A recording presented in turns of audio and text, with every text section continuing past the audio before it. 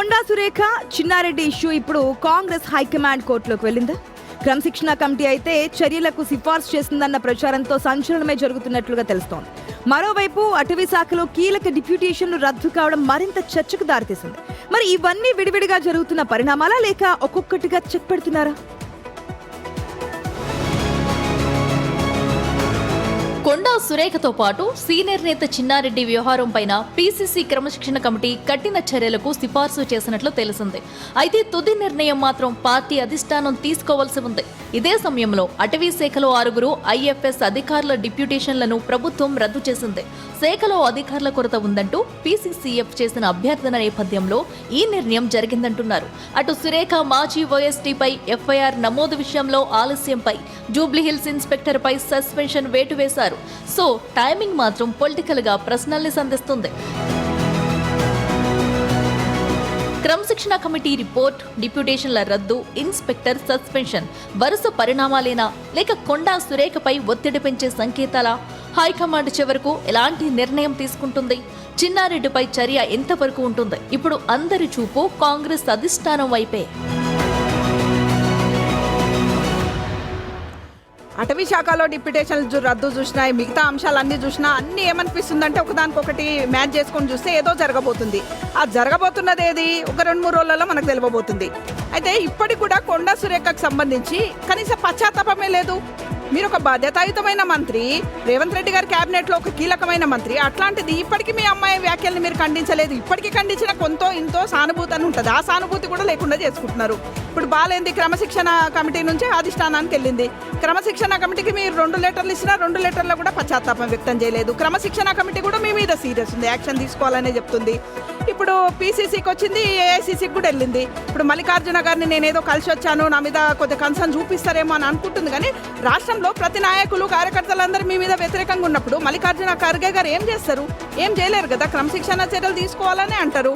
మరో పక్క ఏమైతుందంటే బీసీ నాయకురాలు, బలమైన నాయకురాలు ఈ విధంగా తీసుకుంటే చర్యలు తీసుకుంటారా, లేకపోతే పదవి నుంచి తప్పిస్తారా, లేకపోతే సస్పెండ్ చేస్తారా, లేకపోతే శాఖ మారుస్తారా, ఏదో ఒక చర్యనైతే ఖచ్చితంగా ఉండబోతుంది అని అయితే సంకేతాలు వస్తున్నాయి. ఇక చిన్నారెడ్డి గారి విషయంలో, చిన్నారెడ్డి గారు ఎంత సీనియర్ నాయకులు, 1978 నుంచి పార్టీలో ఉన్నారు. పార్టీకి మంచి చెడ్డలు చెప్పాలి, నాయకులకు పెద్ద దిక్కుగా ఉండాలి. అట్లాంటైనా గతంలో కూడా క్రమశిక్షణ కమిటీ చైర్మన్గా కూడా పనిచేశారు చిన్నారెడ్డి గారు.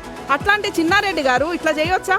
పార్టీ టికెట్లు అమ్ముకుంటుందని మీరు ఇంత పెద్ద మనిషిగా ఉండి మీరే ఆ మాటలు చేస్తే పార్టీకి బద్నాం కాదా?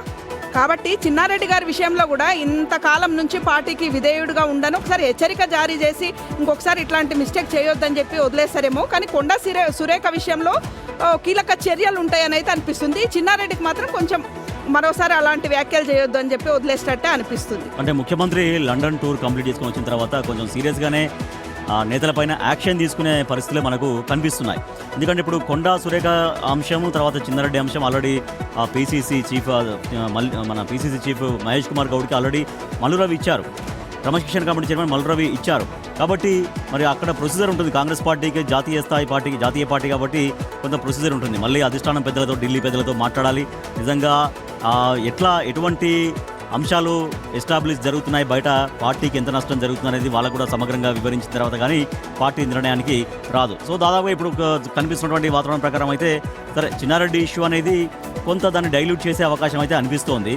ఎందుకంటే ఇద్దరు నేతల మధ్య కొంత ఆధిపత్య పోరుంది కాబట్టి దాన్ని కొంచెం సెటరేట్ చేసే అవకాశం అయితే కనిపిస్తుంది.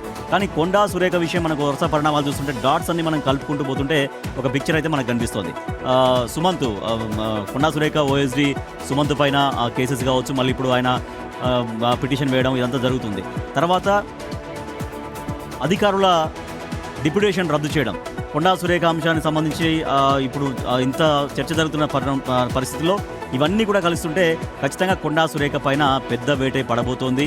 ఆల్రెడీ కొండా సుస్మిత కూడా క్లియర్ కట్గానే ఉన్నట్టుగా తెలుస్తోంది. ఎందుకంటే తమ తల్లి పార్టీ నుంచో లేదంటే మంత్రివర్గం నుంచో బర్తరఫ్ అవుతారన్నటువంటి కంక్లూజన్కి కొండా ఫ్యామిలీ కూడా వచ్చినట్టుగానే కనిపిస్తోంది. కొద్ది రోజుల్లోనే ఆ విషయం కూడా తెలిసే అవకాశం ఉంది. దాదాపు మాత్రం కొండా సురేఖ పైన కొంత స్ట్రాంగ్ వేటే పడే అవకాశం ఉంది. పార్టీ నుంచి సస్పెండ్ చేస్తారా చేయరనే తర్వాత అయితే కానీ మంత్రివర్గం నుంచి అయితే బర్తరఫ్ చేసే అవకాశాలు ఎక్కువగా ఉన్నట్టు మనకు టాక్ అయితే వినిపిస్తుంది. ఇంతకుముందు క్రమశిక్షణ కమిటీకి సంబంధించి మల్లు రవి కూడా చెప్పినటువంటి స్టేట్మెంట్ అదే. మంత్రివర్గం నుంచి తప్పించండి అని చెప్పి. కాకపోతే టీపీసీసీ చీఫ్కి ఇచ్చారు, ఇక్కడ నుంచి మళ్ళీ ఏఐసీసీకి వెళ్తుంది. మంత్రి పదవి నుంచి తప్పించాలని చెప్పి కొండా సురేఖకి సంబంధించి చెప్పారు, ఇక చిన్నారెడ్డికి సంబంధించి కూడా ప్లానింగ్ కమిషన్ నుంచి తప్పించాలని చెప్పి చెప్పినటువంటి సిచ్యువేషన్ వాళ్ళు రవి ఇంతకు ముందు ప్రెస్ మీట్ పెట్టినప్పుడు.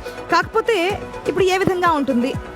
ఇప్పుడే కాదు, గతంలో అనేక సార్లు నేను మనం ఆడుకున్నాం కదా, ఎమ్మెల్యేలు, వరంగల్ ఎమ్మెల్యేలు versus Surekha, Ponguleti Srinivasa Reddy versus Surekha, Kadiyam Srihari versus Surekha, Naga Chaitanya Samantha విషయంలో కేటీఆర్ని ఇన్వాల్వ్ చేసి అప్పుడు సురేఖ.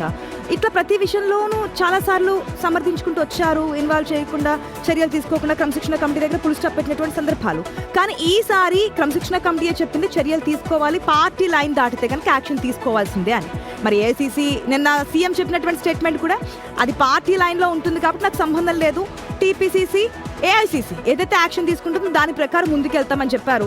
సో ఈ రోజు క్రమశిక్షణ కమిటీ ఇచ్చినటువంటి స్టేట్మెంట్ ఆధారంగా ఏ విధమైన యాక్షన్ తీసుకుంటారనేది కనిపిస్తుంది. మనం కూడా మనం చూసాం, దాదాపుగా 19 నుంచి 20 మంది సీనియర్ లీడర్స్ కావచ్చు, ఎమ్మెల్యేలు కావచ్చు, ఎమ్మెల్యేస్ కావచ్చు, ప్రతి ఒక్కరూ ఏకత్రాటి మీద ఉండి మంత్రివర్గం నుంచి బర్తరఫ్ చేయాలని చెప్పి డిమాండ్ చేశారు.